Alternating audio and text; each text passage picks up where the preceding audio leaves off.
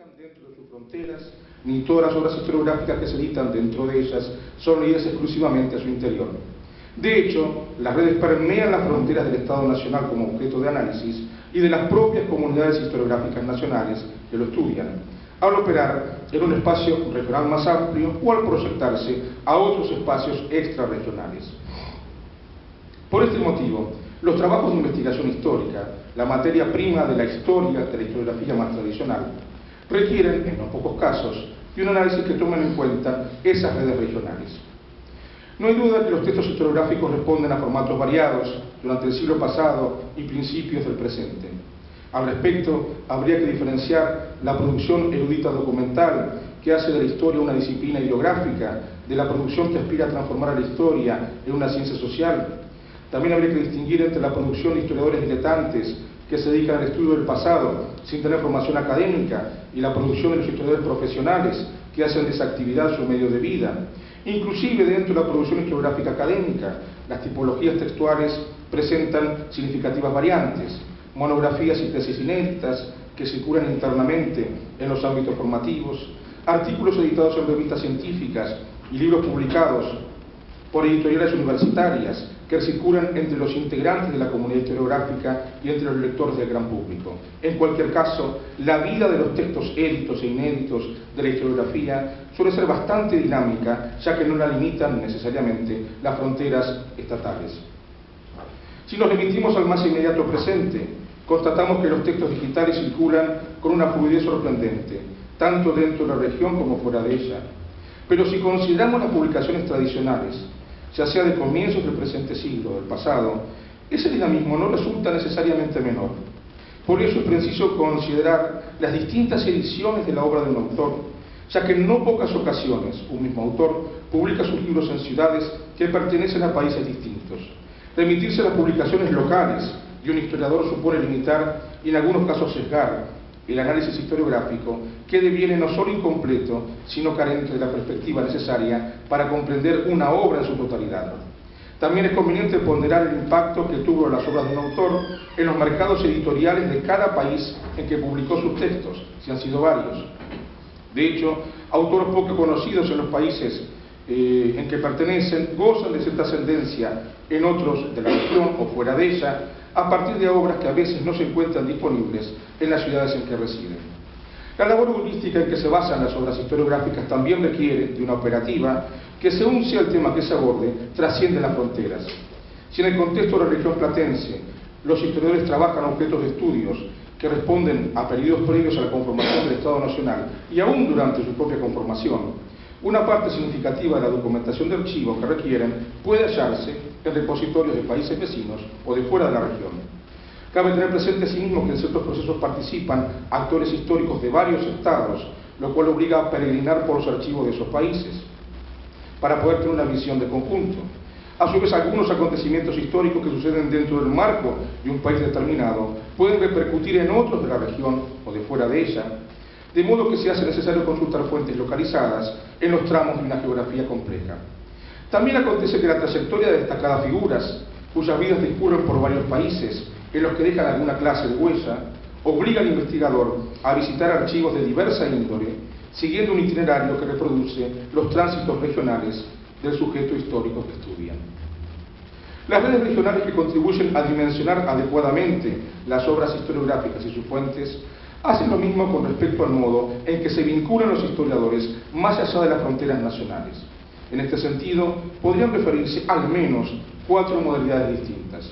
En una primera instancia, cabría considerar el intercambio de información entre colegas de países vecinos o próximos de la región a partir de un tema abordado en conjunto. La correspondencia, ya sea tradicional o electrónica, constituye el medio en que circula esa información y los colegas que ocasionalmente la intercambian quizás nunca lleguen a conocerse personalmente. No se trata de una modalidad reciente, sino que responde a una tradición académica de varios siglos.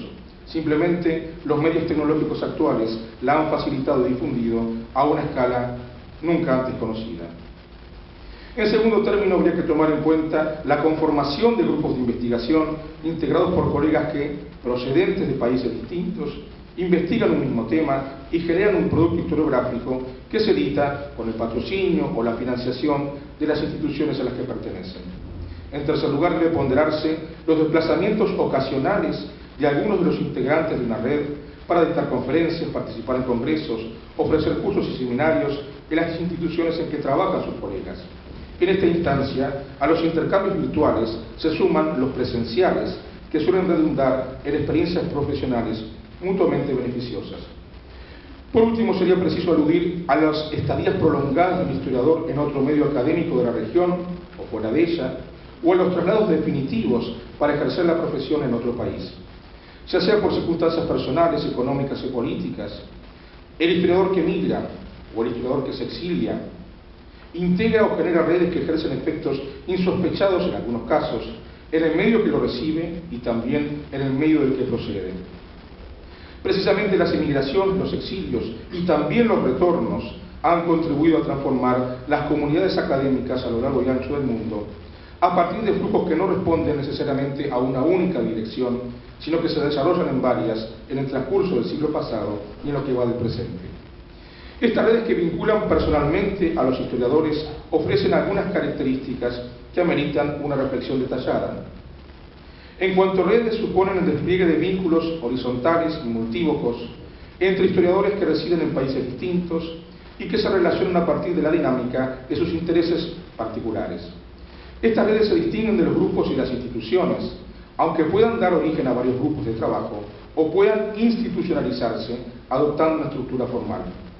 De hecho, las redes carecen de jerarquías explícitas, ya que sus integrantes actúan en pie de igualdad y los vínculos que los unen son esencialmente personales. Las redes nacen a partir de una preocupación puntual o emergen en razón de un objetivo de mediano plazo, pero las redes no configuran un fin en sí mismo, ni tienden a perpetuarse a menos que surjan objetivos nuevos. Por eso, a diferencia de las instituciones académicas o de las asociaciones profesionales, no aspiran a perpetuarse indefinidamente, sino que cumplida su misión, desaparecen o se transforman en algo diferente. Por otra parte, las redes, aunque existen en el ámbito académico desde hace siglos, adquieren una naturaleza distinta según el momento histórico en que se consideren. En cada periodo de desarrollo de la historiografía generan vínculos y efectos diferenciables. A modo de ejemplo, las redes de historiadores que existían en la región platense en los años 30 del siglo pasado difieren sustancialmente de las actuales, ya que aquellas vinculaban a sujetos históricos que transitaban por ciudades, países y eventualmente por continentes, persiguiendo objetivos, realizando tareas y cosechando experiencias que no son necesariamente equivalentes a las actuales. Otro aspecto no menor a tener presente en este análisis es la proyección regional y extrarregional de las editoriales que los autores eligen para divulgar sus obras. Si bien muchas de ellas tienen su casa matriz en alguna de las capitales de los países de una región, solo algunas acceden a los mercados bibliográficos de los países restantes. Un problema diferente y bastante significativo lo plantean las traducciones. El texto traducido no solo traspasa las fronteras nacionales, sino también las fronteras lingüísticas y las culturales. Por tal motivo, la tarea de la traducción es considerada una verdadera labor de transcreación. Y si la traducción de ciertos textos supone relativizar las fronteras nacionales y lingüísticas, la no traducción de obras fundamentales de autores destacados de ciertos países es causa y a la vez consecuencia de los desconocimientos recíprocos que existen entre historiografías geográficamente próximas, pero a veces culturalmente distantes. El estudio de las redes que vinculan a los historiadores involucran indirectamente a 5 clases de instituciones historiográficas: las que se dedican a la formación de investigadores profesionales que estudian el pasado, en la actualidad la Facultad de Geografía e Historia, o de Humanidades, o de Filosofía y Letras, o de Ciencias Sociales, depende de la denominación, dentro de las universidades contemporáneas; los centros de investigación públicos o privados que no integran el sistema universitario; las academias y sociedades históricas tradicionales que subsisten como un legado de la historiografía de los siglos anteriores o que se perfilan como una expresión renovada de algunas especializaciones clásicas; las asociaciones profesionales propiamente dichas; las asociaciones de especialistas en campos desagregados del saber histórico. En todas ellas, las redes inciden a través de los vínculos que tejen en escala regional quienes las integran. Así, por ejemplo, las exigencias de los estudios de grado y posgrado hace que algunos historiadores transiten por universidades de provincias o estados, dependiendo del país, distintos dentro de su propio país o de países vecinos, cuando lo requieren las circunstancias. Este tránsito forja vínculos que, si bien involucran a los individuos, terminan gravitando sobre las instituciones. Lo mismo puede afirmarse con respecto a los centros de investigación. Algunos son verdaderos referentes regionales e internacionales que motivan estancias de estudio de historiadores de procedencias distintas, lo cual redunda en beneficio de la institución receptora, pero también en provecho de las instituciones de procedencia. En lo que respecta a las academias y las sociedades históricas tradicionales, las corresponsalías revelan formas tempranas de ese relacionamiento transversal.